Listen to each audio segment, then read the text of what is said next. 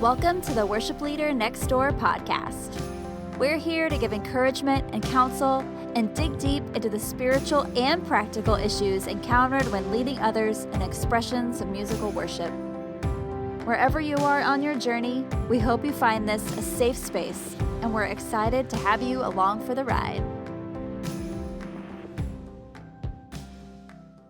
Welcome back to the Worship Leader Next Door podcast. We are your hosts, Jenna and Caitlin. Coming at you live From Caitlin's living room. living room in good old lovely, Virginia. Lovely Virginia. Out in the country. It's beautiful. We rode four-wheelers yesterday. We did. That was my husband's birthday and Father's Day gift. We might need to post that. That is very fun. We might need to post our Our video little of us riding. rendezvous. Yes, riding around the yard. And yes, and John and our neighbors just cleared a trail on our land. And so everyone's very excited. The neighbor kids, our kids. I'm excited. We're excited. So we were riding the trail. Yeah, man. And in the yard. And it was been a fun time. Felt pretty, it felt pretty like surreal. Yeah. That we were It's doing pretty cool. that. I know. That was Four-wheeler. yesterday. Then we recorded our other another episode. Another episode. So here we are again. After the boys are in bed. Another episode. Yep. Long day. Yep. It has been a long day. Both tired, but here we are. We went thrifting kid-free, though. That was really, really fun. epic. We did a really solid Goodwill run. I bought this coat that I'm wearing. Yes, you guys have to tune in to In the video. social media. Yeah. Go to social media. On go to our Instagram. Instagram. The Worship Leader Next See Door this podcast. epic furry pink coat situation. It's definitely way too hot right now to be wearing this. We are in Don't care. the summer. However, It is fun. it's been beautiful weather and It was actually a little epic, chilly. yeah. So Yeah, it was. it's some sweater weather in the mornings. Sweater weather. Sweater weather. Sweater weather. So we had a good haul. Any thrifters out there, raise your hand. It's So fun. so trendy these days to be a thrifter. yeah. Thank goodness, because I've been a thrifter since I was a child. yeah, I Come am a on. newer thrifter, but I am okay. the last 2 years. Few What? years, yeah. Wow. But my grandmother inherited it because my grandmother has been going to garage sales on Saturday mornings for 30, 40 years, I'm pretty sure. Yep. And she finds the best stuff. Oh, yeah. Let me tell you what. So- My grandparents, Saturday mornings, Yeah. would go to the swap meet. It was called the swap meet. What's that? Swap? Swap meet. Swap. I thought you said SWAT. And No, I was swap like, meet. That would be awesome. I was like, that's crazy. A bunch SWAT of people doing teams. SWAT teams Yeah, meeting they meet. together. SWAT teams meet? SWAT teams. That's great. Swap meet. Swap meet. I'm into this. It was absolute madness, but Is it the amazing. neighborhood? Is it like a It neighborhood was comes not. together? It is basically a plot of land where people would bring their things Oh. and set up a tent or a car or a tailgate or a Whoa. shack, I guess. And they would just put their stuff out there. For and free? people, no, you had to buy it. But Okay. it was like a giant garage sale That's that so anybody fun. could be a part of, basically. cool. It was great. So we would It's like always a go. flea market. Yes, like a flea market. That's Yeah, so brilliant. But outside. It was outside. It was That's just in the middle of so this fun. random place. I remember I got a Barbie doll there once, though. Okay, this Barbie, not a real Barbie. Not a real one? Like a knockoff Definitely Barbie? a knockoff. Yikes. If you can imagine the most knockoff Barbie ever, Ew.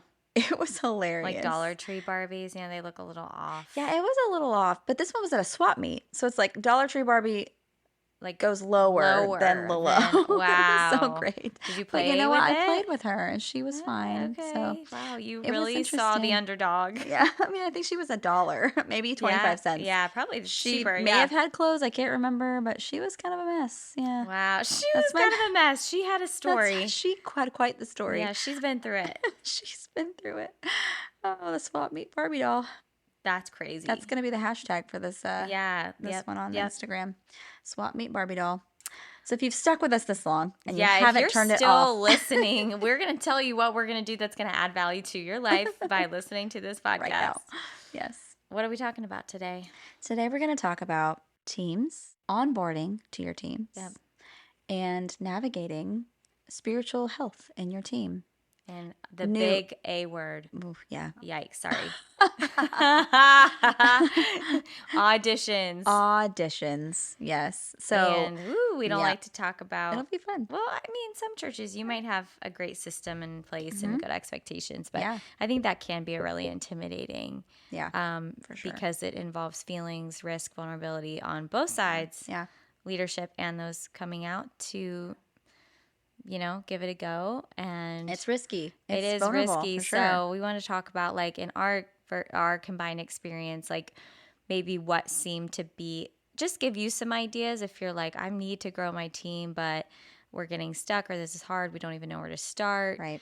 And there might not be a lot of musicians, or maybe there's like a lot of people asking to join, and you kind of need a process for like how you want to healthfully grow your team, not rush people onto the team, and how to guide people who honestly just aren't ready or truly don't have the musicality to be up there without it being distracting and not even serve them. And that's really, really, really hard. Yeah. So we just thought we'd talk about that, not because we have all the perfect answers, but because we've had some good, decent audition experiences, and we wanted to pull from both of those and kind of present to you, like, here's some ideas of what could be healthy and could be work for your culture and your church. And so Jenna, I guess if you could share, how did you become a part of a worship team? And maybe share a little bit more like in your like adult life, because I think kids and youth sort of have an expectation of like, maybe I'll sing, maybe I won't. But I think it's really hard when you're an adult and you have a gift set. Yeah. And it's hard to lead that process as someone who's responsible for guiding the process of auditions and onboarding. Right. But it's really nerve-wracking as an adult to come out and audition. Yeah. The first time I was on a team, honestly, brought onto a team. So when I was younger, if you guys have listened to the first episode of our podcast, we both shared our stories. And my experience with leading worship was I was just kind of thrust into it. Yeah. Really. It was just like, a lot of people's stories. Yeah. And so I wasn't on a team necessarily. I was at some point, but I was the leader of the team. And so I was the one, I guess, bringing people in even. Yeah. For me, being on a team for the first time, like being brought onto a team, was at a church. I was probably 17, 18. Okay. And it was Charlie Hall that was the worship pastor. Yeah. So I had given him, for some reason, I had a little EP that I made. Aww. And I gave it to him. I don't really remember why, or I guess I just wanted him to have, like, hey, I do sing. I don't know if you want to hear this, and maybe give me some feedback. And I write songs. And so I had written these songs. I did an EP, and we made it in my house. My dad built the studio, and we just kind of made it happen. Yeah. So I gave him that EP. And he was like, oh, great, cool. Yeah, I'll listen to it. So then he took it, and apparently he listened to it, because then he called me, I guess, I'm not sure how much longer after that it was, but he called not long after that and said, hey, I want you to join the team and do background vocals. So he obviously had heard, my voice and knew I could sing. Had never seen me lead worship. So that was maybe not a thing to him. He just wanted somebody to do background vocals. And I guess when you're around someone, maybe you get a sense of their heart or their personality or just their vibe, their energy, I guess, if you will, that they seem like they're normal. You know what I mean? Like, they seem like they're not just in this big rush to like get on stage maybe, or they're not, they have a calmness about them, because you always can tell whether it's those people that are itching to get up there, and you kind of get the sense that maybe they're itching to get up there for the wrong reason. Yeah. So apparently he must have seen something in me that seemed normal and chill. So I just jumped in. I mean, I was asked to lead one Sunday, and not lead, but lead by background vocals. So that there wasn't even an audition. It was just me. I came to rehearsal, helped sing background, and that was kind of it. Yeah. So that was the first time I was on a team, that I joined a team. And to be honest, I don't think I've actually ever done auditions. Yeah. It's just kind of always... It's just always been organic. Yeah. Well, I was going to say, like, I do think that's ideal, and it's not necessarily the most sustainable rhythm, but I definitely think that in any process of onboarding, I learned this from Brett Mayberry, like you have to, when you're the one going to be onboarded onto being trusted in the platform, you've got to know the church, you've got to know the culture, you've got to understand who you're serving. You have to be among the people in order to like go and lead that group of people. Now, I know we live in a world where like I've been a guest worship leader before. We've all had, and that's fine. And there's really great ways of doing that.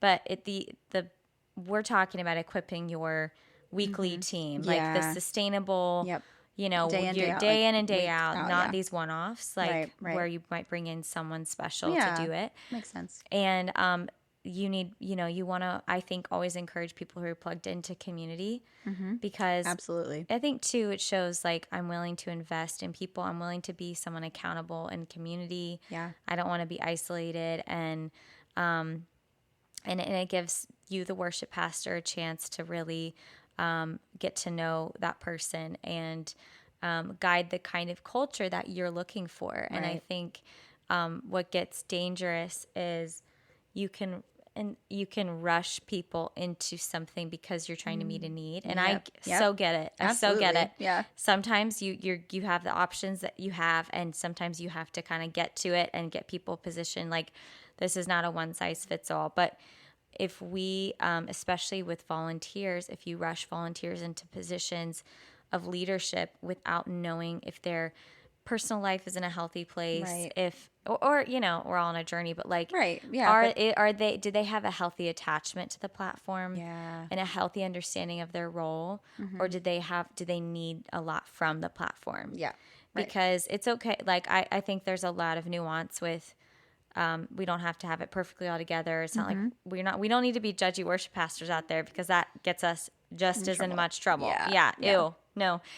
But I think you all can know what I'm saying, of like, you know, those people, like you were saying, that you just, they might need more time to be a part of community, work on their identity apart from what they do, even if they're really talented. Oh, absolutely. And so the more organic, the more you can get to know and build relationship, that is going to build rapport and trust between your volunteer and you, and, you know, vice versa. So the more organic, the better. So I think that's normal if you're onboarding people and you're able to really get to know and each person, or your guitar player, or people coming to the church. That's awesome. And we can chat through a bit more of like, if you need a structured, my church is really big, or I don't have capacity to get to know everybody, or I don't, not like, you know, we need to constantly be trying to invest, but like, you know, sometimes it's hard to know who's in your congregation. Right. If we don't give them an opportunity to come show for sure that they're a guitar player, we might not even know that they play. Yeah. So, I guess I could share what a structured, like, because we both had, did you do an audition for Journey? Did you? You didn't? No. So it's so funny. I'm like, I really have never done. I have been part. But they've gotten to know you first. Well, actually, technically. This is awesome. I know, it's like, well, my life looked a lot different than what you probably should do, but yeah, well, it's okay. And it honestly, should is just a word. Yeah, we don't. This is all throwing. We should stop shoulding ourselves out ideas, and you guys do what you feel like resonates. Yeah, just throwing this out, because that was my experience. My experience was just like, okay, I know someone who knows someone, or I know someone knows me. Like, I was a friend of a girl. I had just moved to Nashville, and I was a friend of a girl that was like the assistant to the youth pastor. They needed a worship leader for a Wednesday night, and she knew I led worship. Yeah. So she was like, "Hey, will you come lead worship?" And he trusted her apparently enough. Yeah. Yeah. And she trusted me enough to get up there. And then that was the night that I was up there leading. And that David had actually come over afterwards and was like, "Hey, oh, cool, we would love to have you lead for the gathering." So technically, you could say maybe that first night leading worship for youth was kind of an audition, because the leader of like the kind of music ministry or music leader, for sure, worship leader, was able to hear worship you, pastor was in the room that night before you got into, and he saw me lead the kids, and so he was like, "Oh, let's have her lead for the gathering." So, and it was honestly probably 6 months maybe before I was even up there leading at the gathering after that, because just time. And I think it was the Lord knew I was kind of in a funny place of like, I could lead worship for audio adrenaline. Yeah. Like I was like, there are people in our church who were bigger names, and the Lord knew I needed some time, I think, to sit with that, and because I was like, this is so cool. Yeah. And then I realized, oh, it's just normal. This is life. This is just people. Like it's not a big deal. Totally. So technically, I guess that could have been kind of an audition, but I didn't know it was. Like I wasn't planning it. It wasn't like one of those times. So I was never a part of being auditioned, but I have been a part of auditions. So like your experience, share your experience with Journey. Yeah. I'm assuming it's Journey, but you probably have others as well. Yeah. That was the only time for a church I've auditioned was at Journey. But at the same time, I'm really glad that they kind of made me audition so I could understand what that process was like, because I was an intern before anything else at Journey, and then I was on staff. So it was like I never was just like purely a volunteer, and so it was an organic like onboarding as well. And I think that's pretty typical, and that's okay. If that's sustainable for your church culture and everything, and not letting too many people fall through the cracks or too confusing. But it's cool if you can get to know for sure. the person first, and or be in the room when they're leading worship, and you just can know, like David knew. Like you sensed something. He sensed like you had a gift that, and then the Lord helped guide that timing of when you were ready to get on the platform. Yeah. So same for me when I was an intern at Journey. Brett said to me, because I was used to a culture where like I was kind of always handed the position to sing. Like, I didn't have to necessarily. I wasn't taught to like get to know the community first. And I was so young. I auditioned for teams at my college, got on the team, and then I would just go to churches and just sing. There wasn't any like. There didn't need to be that I didn't have that there. like ramp on ramp of like, let's get to know the people first. And so it really struck me, and it really made a lot of sense to me, because I thought, well, if I'm an intern, I guess you're going to use me to sing too. Right. Yeah. And down the road they did. But at first, Brett, it was really wise. He said, I want you to get to know the people, get to know the youth, I want you to help set up church, because we were set up tear down at that time. And at first I was a little bummed because I wanted to sing because I loved it, but I'm also thinking, actually it makes a lot of sense. If I don't know these people's stories, if I'm not invested, how am I going to be as well equipped to sing and to serve these people if I don't know what anyone's going through in the room? Right. So it was really a really wise thing of like, let's slow this down, and you're not here because you can do something for us. You're here because we care about you. And then what it morphed into was towards the end of the summer at my internship, they were holding auditions. And so what that was like, and you can speak into this too because you've been, I think, helped with them before, but whoever, I guess they made an announcement and said, hey, if you want to come audition, it's going to be after church in this part of the building. We're going to have a band set up. Yep.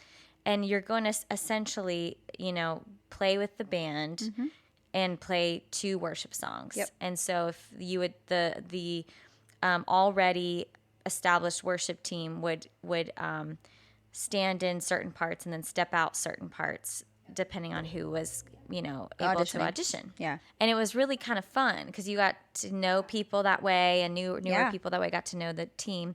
So then the vocalist would do the same thing. They'd have like David Leonard be on keys playing, and then he would guide and then give like a verse or two to a vocalist to be able to see what their vocal range was like and what their flavor was. And then you also have a little bit of opportunity for harmonies as well. That's right. So you kind of get to feel out how somebody is, how comfortable they are doing harmonies, or how their ability there. Yeah. And this model was really cool because I think that it provided less feeling so singled out, because you would sometimes have an electric player playing while you were singing along with David or whoever was Leslie, whoever was leading that song.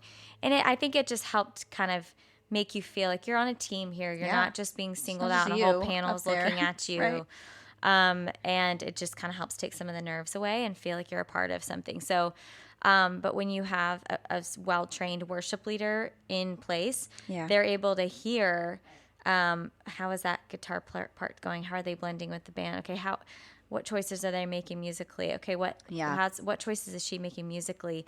And then too, like if you had an electric player there, who was subbing in when there wasn't an electric audition going on, they could sit back and they would help mentor and hear guide and guide. Watch. Yeah. Yeah. And it really seemed to work really well. Yeah. And that way I loved how it felt very like team, and you were forming relationships and you were letting people be as much in the environment they're going to be in leading worship. When we're talking about the technicalities of a strong onboarding process, this is the biggest thing I've noticed that causes people to get hurt.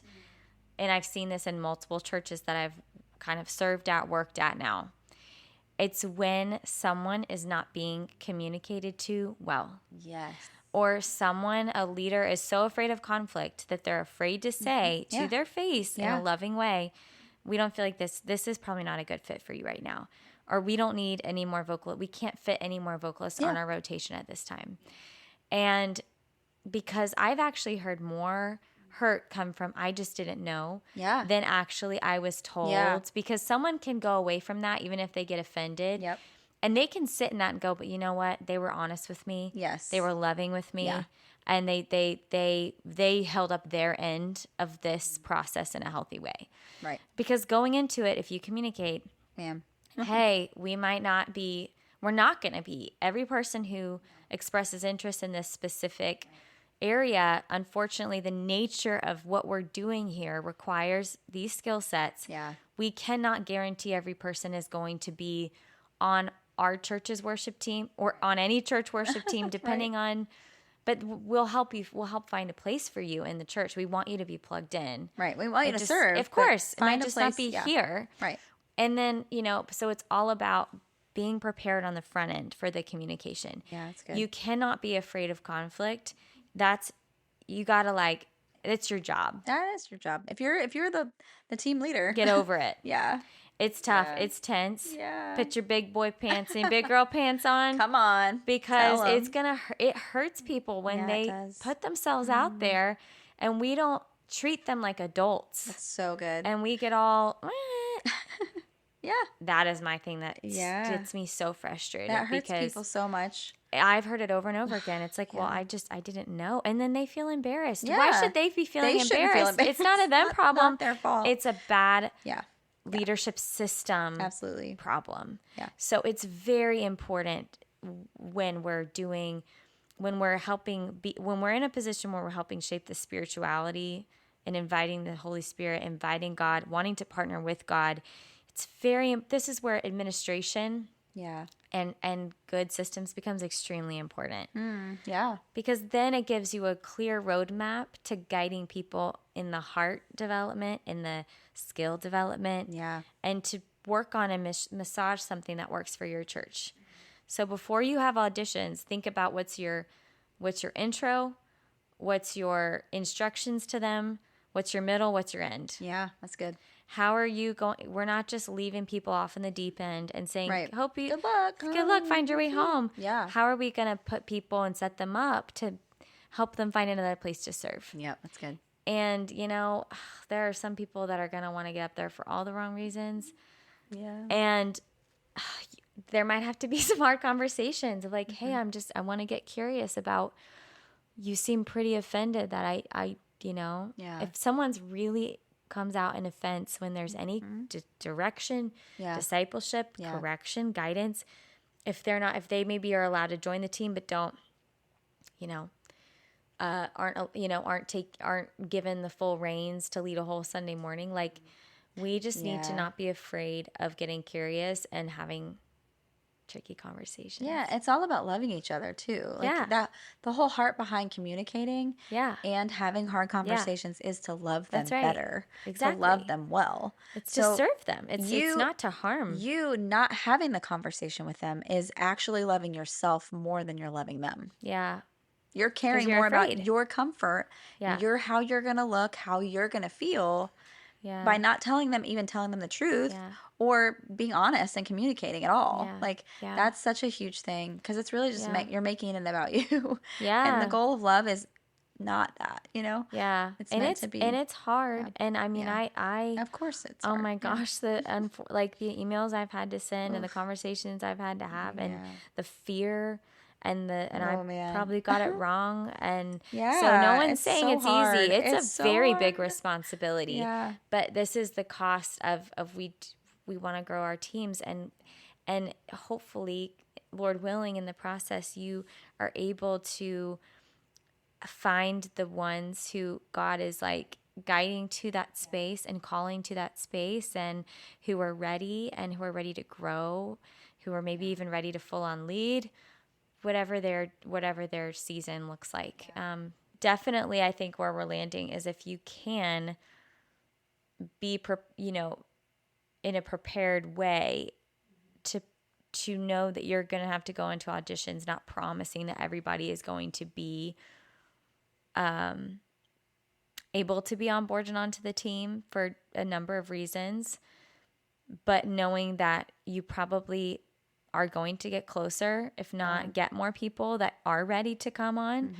It would be a good idea to try and provide some kind of space that doesn't feel too forced or awkward. If you can provide a band setting for people to come and quote unquote audition, it could really lead to people you didn't know had these musical skills being able to come out and show that. Yeah, that's great. So do it if you can. Just be prepared administratively so that no one falls through the cracks, because everyone deserves to be communicated with.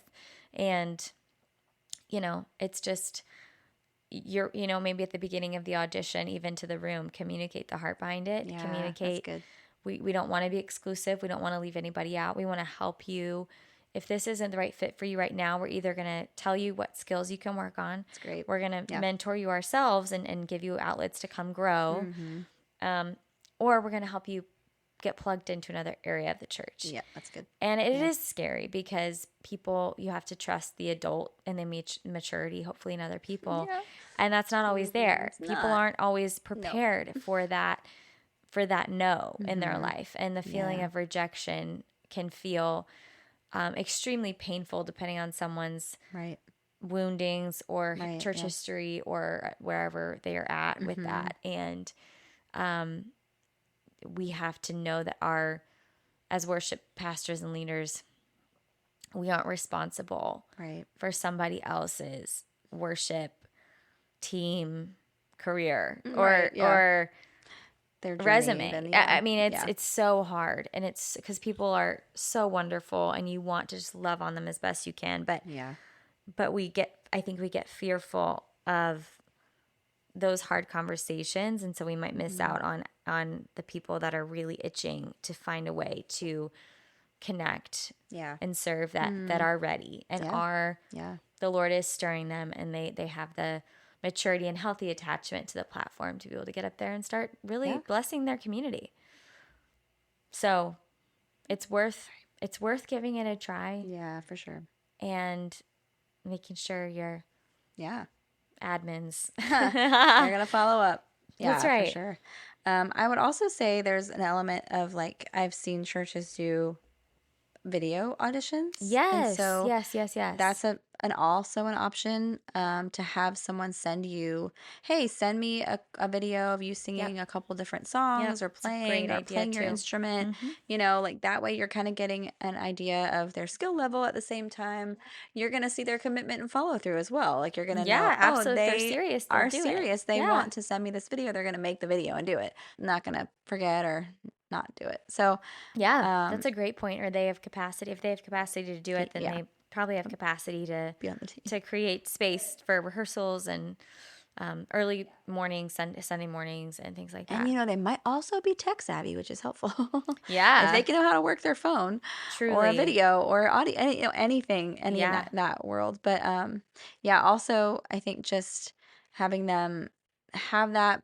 Like they're alone maybe in their house, or they're not having to perform. Yeah. I think you said this earlier today. We were talking about it, and you said that it's just a little bit less pressure, and they may be willing to do things maybe vocally or that they might be nervous to do, that the live audition may inhibit them a little bit. Yeah. So an audition via video is good. Yeah. I think can be helpful. Yeah, they can kind of, or both. You have like in person and video. Video maybe like a video maybe. I mean, if you're going to do a job interview, they're going to do like a phone interview, then in person. So sometimes there's those levels of moving forward. If you get a video back from somebody and you're like, wow, this was not good. You're just honest and you're like, they don't have the skill maybe to actually bring to the table what you're needing. Vocally or musically. That way you can say, hey, listen, I got your video. Thank you so much for sending this. I appreciate it. And you took the time to do it. That's beautiful. I would, like you said earlier, your skill level may need some mentorship. You may need some help moving toward the kind of level that we're looking for to have on our team on Sundays or whatever, So just kind of helping them through that process. Again, communicating, that's the most important thing. Communicate to them and be honest. Being honest is so crucial. So absolutely. That's a stewardship piece. That is important. And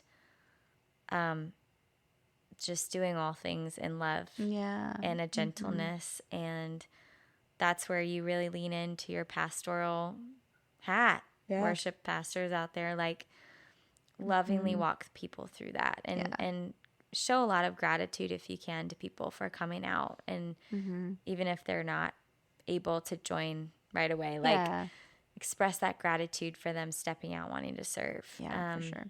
So that's great.